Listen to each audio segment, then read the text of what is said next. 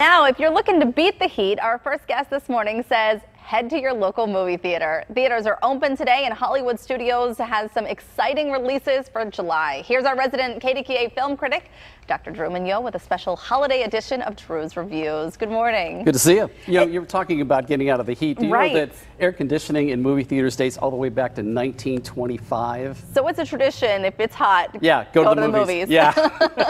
Well, I have to tell you, we reached a milestone in my house the other What happened? day. I took my 4-year-old daughter to the movies, and for the first time, we've taken her to about 5 or 6 movies so far. She sat through the whole thing. We saw Incredibles 2. Wow. It held her. She had to go to the bathroom twice Yeah. and knocked over her popcorn. But other than that, Stayed it to was the a end. success. Wow, Yes. that's big. That is huge. But there are a lot of great movies out right now, and I know right now the Ant-Man sequel is kind of the hot movie people are talking about. This is opening on Friday, and you know, I was a really big fan of the first Ant-Man movie with Paul Rudd. Michael Douglas co-starred in that movie, and I want to mention in that original film, everybody was talking about the de-aging process they did with Michael Douglas.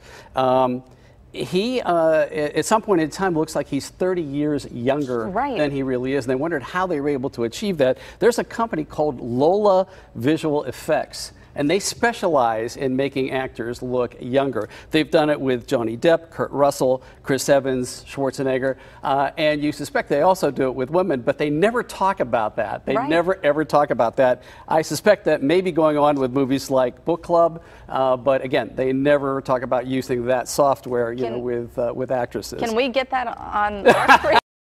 Here for TV. Yeah. Anyway, back to Ant-Man. You know, the original. I was such a fan because it was such a refreshing departure from the other movies that were big and splashy and epic, and this one went the opposite direction. It reminded me of the early advertising years ago.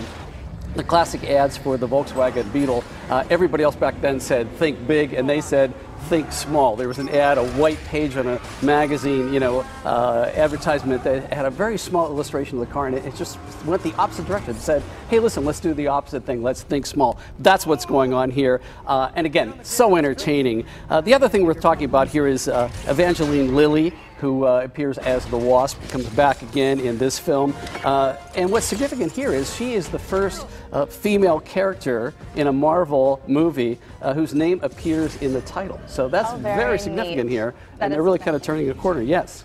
Well, and I actually thought that the first one, when I heard about it, I said, that's silly. And then I watched it, and it was so entertaining. It's very dramatic. It really, really is. And it's, again, they carve out a whole niche that is different than what you're seeing in the other movies. Well, so talking about the dramatics, Mission Impossible. Yeah, this is the 6th installment in this series with Tom Cruise, of course. He's recoupling now with Christopher McQuarrie, the director, who also directed him in the movie Jack Reacher that was in 2012. This is the movie in which Tom Cruise, now age 57, fractured his ankle doing a really dangerous wire stunt in which he's apparently jumping between 2 buildings. He fell a little short, fractured his ankle, was out of work for maybe 8 weeks while he was recovering.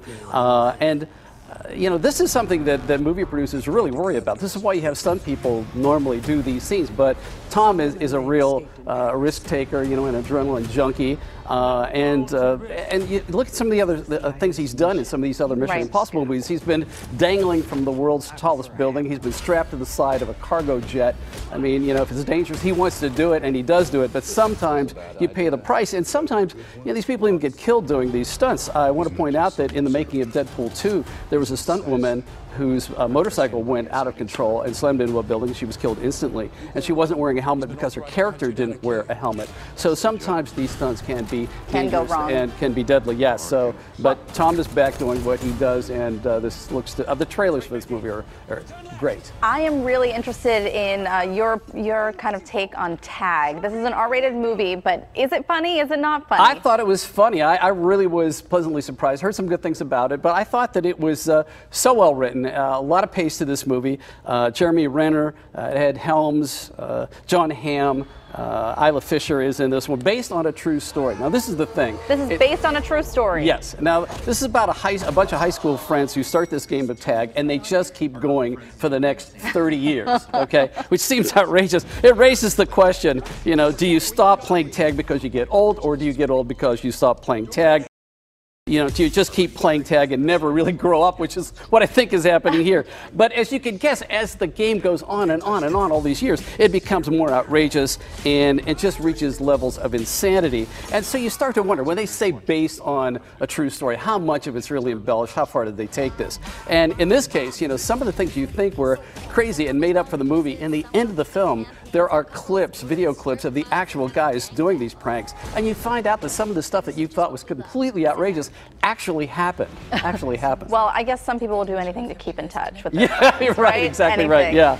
Okay, well, before we have to let you go, I want to talk about any other recommendations you have, maybe some family movies. Yeah, I'm still, you know, encouraging people to see Won't You Be My Neighbor, if you can track down the Fred Rogers movie. Just a great film, well-researched, well-balanced, a wonderful tribute to a really remarkable man. If you can find that movie, track it down, worth seeing, really worth seeing. And of course, you know, Incredibles 2 that you saw, a great family movie. This has made over $440 million in just 3 weeks. And again, this is the follow-up to The Incredibles. This is now happening 14 years later, but the story picks up at the end of the first one, which just is a continuation. It'll be fun to see these movies back to back sometime. I don't get to the movies very often, but I can recommend that one. It was funny. Thank you, Drew. Thank you. Drew Moniot, our resident KDKA movie reviewer here at our station, and also member of the Broadcast Film Critics Association and head of our KDKA TV commercial production team. Thank you very much. Thank you. Thanks for joining us on this 4th of July.